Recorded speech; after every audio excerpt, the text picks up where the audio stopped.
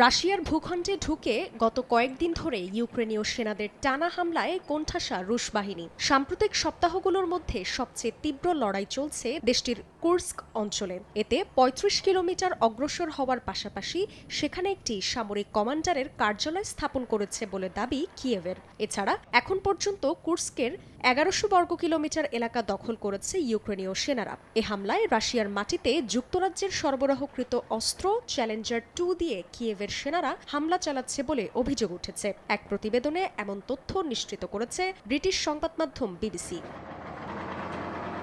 তবে কুর্স্ক অঞ্চলে নিজেদের হারানো অঞ্চল পুনরুদ্ধারের দাবি করেছে রাশিয়া। দেশটির প্রতিরক্ষা মন্ত্রণালয়ের দাবি, যে বসতির নিয়ন্ত্রণ হারিয়েছিল তারা তা পুনরুদ্ধার করেছে। শুধু তাই নয়, ইউক্রেনের পূর্বাঞ্চলে গুরুত্বপূর্ণ শহর অভিমুখে ব্যাপক অগ্রগতির খবর জানিয়েছে রুশ সেনারা। এতে খার্কিভ থেকে লুহান্স্ক এবং দোনেৎস্ক পর্যন্ত ফ্রন্ট লাইনে জেলেনস্কি বাহিনী পিছু হটেছে।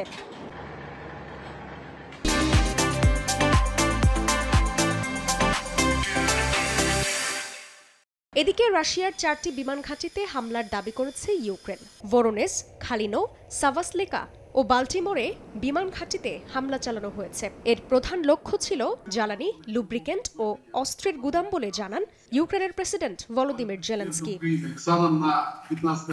এমনকি গত ২৪ ঘন্টার মধ্যে মস্কোর ২৯টি ড্রোন ভূপাতিতের দাবি ইউক্রেনের। খেরসনে ৮টি এবং প্রতিবেশী মাইকোলাইভের দক্ষিণাঞ্চলে ৫টি ড্রোন ভূপাতিত করা হয়েছে। এসব অঞ্চলে বিভিন্ন হামলায় বেশ কয়েকজনের হতাহতের ঘটনাও ঘটে। জান্নাতুল সাদিয়া, সময় সংবাদ।